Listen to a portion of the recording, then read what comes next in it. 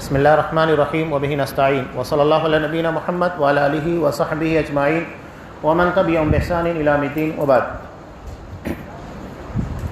تمام قسموں کی تعریفات اللہ رب العالمین وحدہ لا شریک کے لیے لائق و زیبا ہیں، جو ساری کائنات کا تنہا خالق و مالک ہے، اور بے شمار درود و سلام ہو اللہ کے آخری نبی جناب کریم محمد رسول اللہ صلی اللہ علیہ وسلم کی ذات مقدسہ پر۔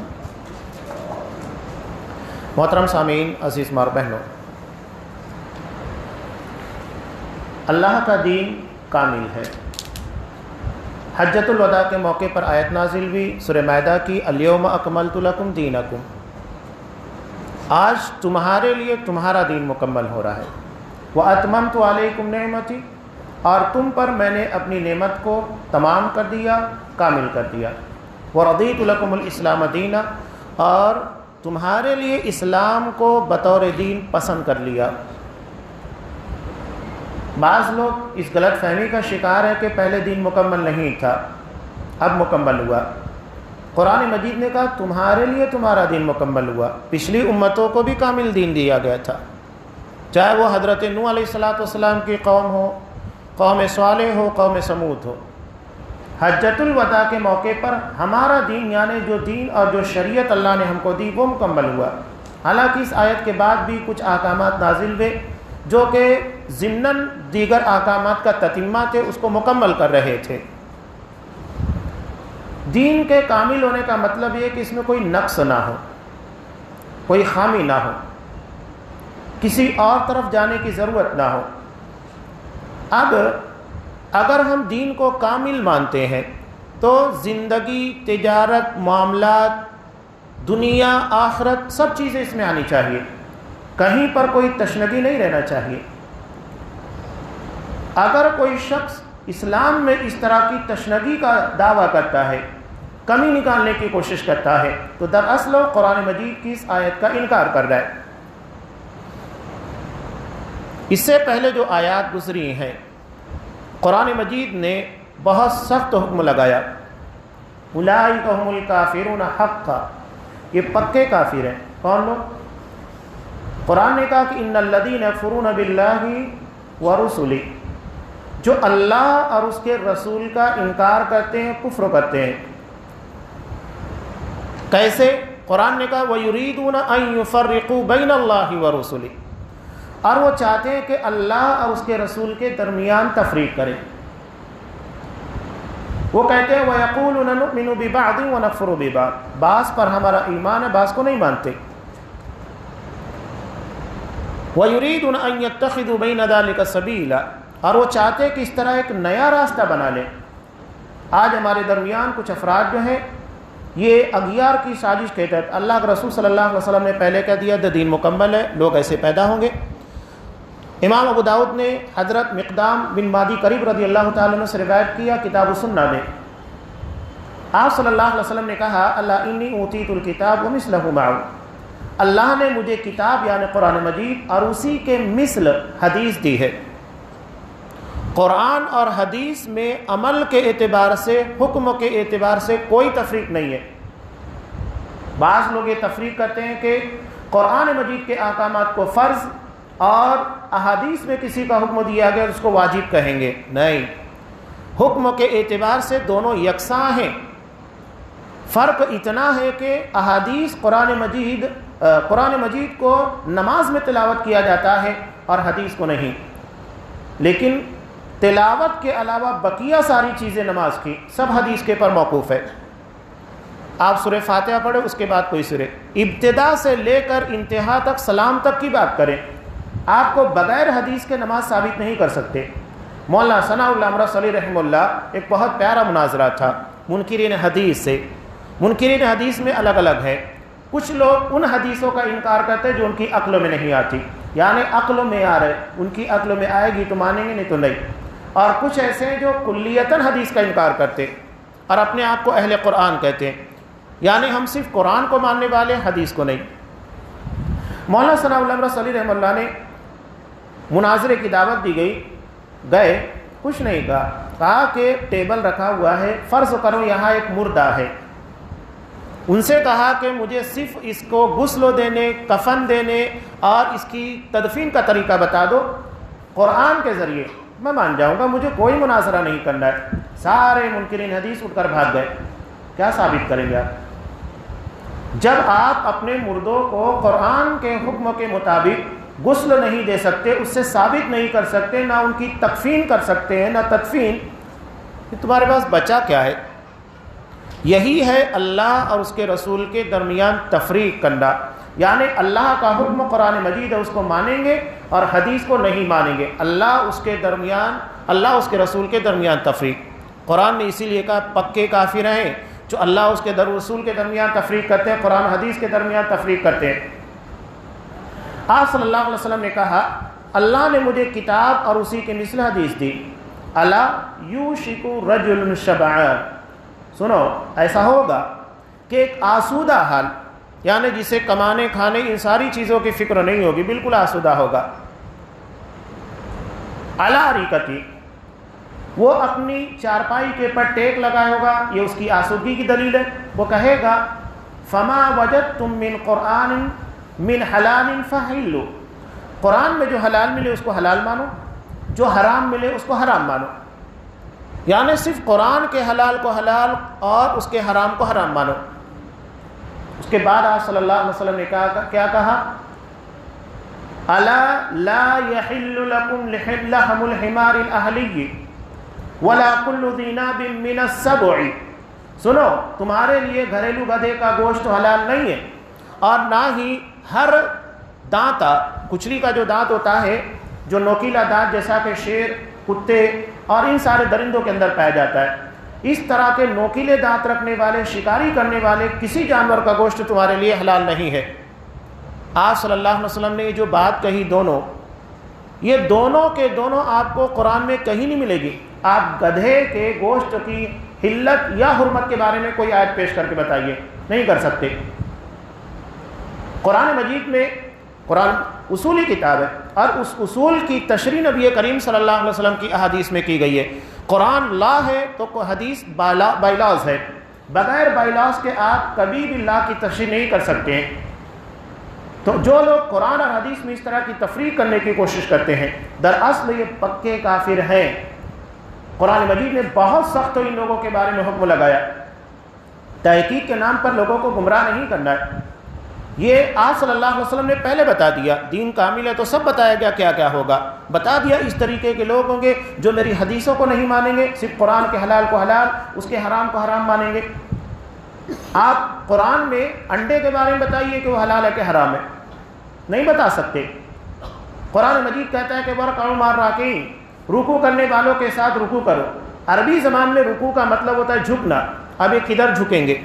آگے پیچھے دائیں بائیں کتنا جھکیں گے؟ بغیر حدیث کے آپ کچھ بھی نہیں سب فائنل کر سکتے، کوئی چیز آپ کی سمجھ میں آنے والی نہیں ہے۔ تو قرآن مجید کے ذریعے لوگ گمراہ کرنے کی کوشش کرتے ہیں، اور قرآن نبی کے پر اترا، صحابہ کے سامنے اترا، تو قرآن نبی اور صحابہ سے بہتر کوئی سمجھ سکتا ہے؟ اور اگر قرآن یوں ہی دینا ہوتا تو اللہ تبارک و تعالیٰ نبی کو بیچ میں لاتا ہی نہیں، دے دیتا کہ اپنی مرضی کے مطابق جیسے سمجھنا ہے سمجھو۔ اگر اس طرح لوگوں کے حوالے قرآن مجید کو کر دیا جائے تو بازیچے اطفال ہوگا، لوگ من چاہا قرآن مجید کی تعویل کریں گے، معنی بیان کریں گے، قرآن کو کھلواڑ بنا لیا جائے گا، جیسا کہ آج منکرین حدیث کا طبقہ اس طرح کی حرکت کر رہا ہے۔ اسی لیے علماء امت کا ان لوگوں کے بارے میں، چاہے وہ ایک ہی حدیث کے بارے میں کیوں نہ کہے، صحیح حدیث ثابت ہے نہیں مانتا ہے تو صاف علماء امت کا اتفاق ہے کہ وہ شخص خارج عن الاسلام ہے، مسلمان نہیں ہے۔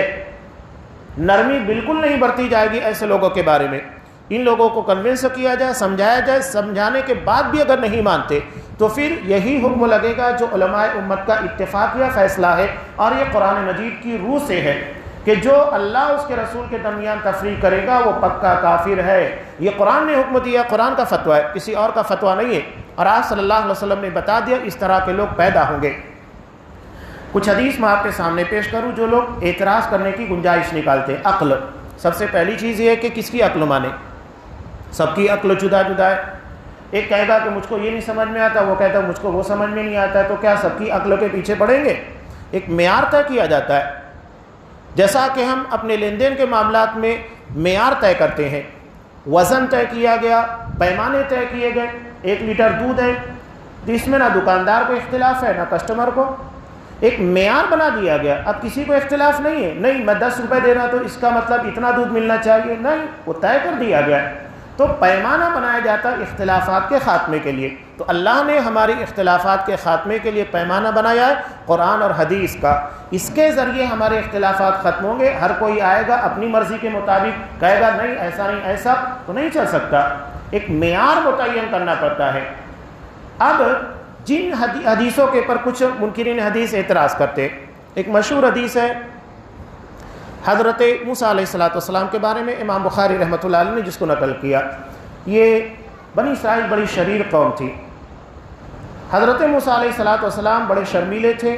وہ عام لوگوں سے ہٹ کر، یہ بڑے بڑے حمام ہوتے تھے، برہنہ لوگ نہایا کرتے تھے ایک دوسرے کے سامنے. یہ پرانا ان لوگوں کا روش اور تہذیب چلی آ رہی ہے، کلچر چلا رہا ہے. حضرت موسیٰ علیہ السلام کو یہ پسند نہیں تھا، وہ تنہائی میں جا کر نہایا کرتے تھے. تو لوگوں نے ان کے پر نعوذ باللہ گھٹیا الزام لگا دیا ان کی شرمگاہ کے تعلق سے.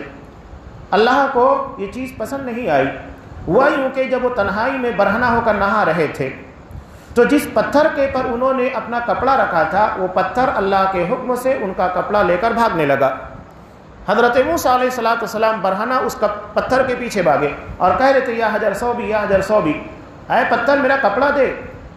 وہ بھاگتے جا رہا تھا، یہاں تک کہ قوم کے سامنے آ کر رک گیا. سارے لوگوں نے دیکھا کہ حضرت موسیٰ علیہ السلام بے عیب ہیں، بلا وجہ ان پر الزامات لگائے جا رہے تھے. تو الزام لگانے کے لیے کوئی وجہ نہیں ہوتی ہے، بس الزام ٹھوک دو، چلنے لگتا ہے. لوگ سنی سنائی باتیں اتنی بیان کرنے لگتے ہیں مرچ مسالہ لگا کر کے اللہ رحم کرے. اور یہی معاملہ منافقین نے حضرت عائشہ صدیقہ رضی اللہ تعالیٰ عنہ کے پر الزام لگا کر کیا تھا. تو اس طرح الزام کے لیے صرف موقع چاہیے. اور جو اس طرح اسلام کے قائدین علماء یا جن کے پیچھے بھی اس طرح کی حرکتیں کرتے ہیں، دراصل وہ اپنے کردار کو جانچے کہ ہم بنی اسرائیل اور منافقین کے طرز عمل پر چلتے ہیں. ہمارے یہاں سنی سنائی باتیں یا کسی کے پر الزام تراشی اس کی اجازت نہیں ہے. تحقیق کے ساتھ باتیں کی جائے گی، پختہ پروف کے ساتھ باتیں کی جاتی ہے، صرف الزامات کی بنیاد کے پر فیصلے نہیں ہوتے. اب اس حدیث کے بارے میں کہتے دیکھو یہ ایسا ہو سکتا ہے کیا کہ ایک پتھر کپڑا لے کر بھاگنے لگے.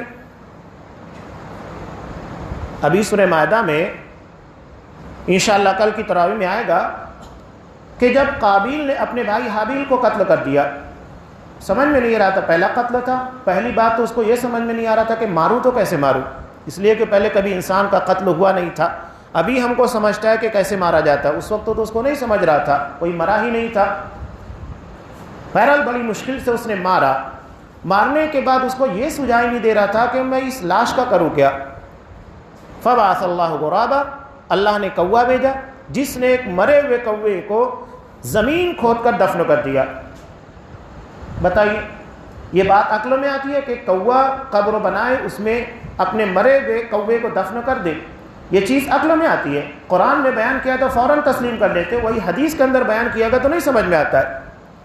جانوروں کے تعلق سے ایک روایت امام بخاری نے نقل کی، ایک واقعہ ہے کہ ایک صحابی نے خود دیکھا تھا کہ جب ایک بندریہ نے دوسرے بندر کے ساتھ تعلق قائم کر کے زناکاری کی اور اس کے بعد وہ آئی تو بندروں نے اس کو رجم کر دیا. انہوں نے اپنی آنکھ سے اس منظر کو دیکھا تھا. کہا کہ بندر کے پر شریعت کہاں ہے، تو پھر کوے کے پاس شریعت کہاں ہے کہ وہ قبر کھود کر مرے ہوئے کوے کو دفن کرے. اپنی عقل کو استعمال مت کیجیے. قرآن صاف کہتا ہے تمہیں علم تھوڑا دیا گیا، عقل تھوڑی دی گئی ہے. چپ چاپ جو چیز بتائی گئی ہے اس کو مان لینا چاہیے. اپنی عقل کو جو کہ ناقص ہے اسے قرآن و حدیث کے آڑے لانے کی کوشش نہیں کرنا چاہیے. حضرت سعید بن جبیر رضی اللہ تعالیٰ ایک مرتبہ نبی کریم صلی اللہ علیہ وسلم کی کوئی حدیث بیان کر رہے تھے. دارمی کی روایت ہے، ایک شخص کہنے لگا فی کتاب اللہ ما یخالف هذا، قرآن میں تو اس کے خلاف موجود ہے. وہ کیا جواب دیتے؟ ایک صحابی کتنے ذہین تھے اصحاب کرام، وہ کہنے لگے الا ارانی احدثک رسول اللہ صلی اللہ علیہ وسلم وتوارد بکتاب اللہ، میں تمہیں حدیث رسول بیان کر رہا ہوں اور تم اسے کتاب اللہ سے ٹکرا رہے ہو. اللہ کے رسول قرآن تم سے بہتر جانتے تھے. کیا اللہ کے رسول کو پتہ نہیں تھا کہ اس کا مفہوم کیا ہے اس کا مفہوم کیا ہے، اور آپ اس کو قرآن کے خلاف بیان کریں گے. یہ کیسے ہو سکتا ہے کہ نبی قرآن کے خلاف کوئی بات کرے؟ تو یہ اس طرح کی حرکتیں جو لوگ کر رہے ہیں دراصل جاہل ہے، انہیں حدیث بھی نہیں سمجھتی ہے، نہ قرآن مجید سمجھتا ہے. یہ قرآن کا بہت سخت حکم ہے، اس لیے کہ اس طرح اللہ اور اس کے رسول کے درمیان تفریق کی جاتی ہے. ان لوگوں کے بارے میں آپ صلی اللہ علیہ وسلم نے پہلے خبر دی. ان لوگوں سے محتاط رہا جائے، چوکن نہ رہا جائے، اس لیے کہ ہمارے ایمان، ہمارے عقیدے اور ہمارے منہج کے دشمن ہیں. اللہ تبارک و تعالیٰ ایسے گمراہ لوگوں کو ہدایت دے، قرآن و حدیث کی صحیح سمجھ دے اور ان کے فتنوں سے ہمیں محفوظ رکھے. آمین. واخر دعوانا الحمد للہ رب العالمین.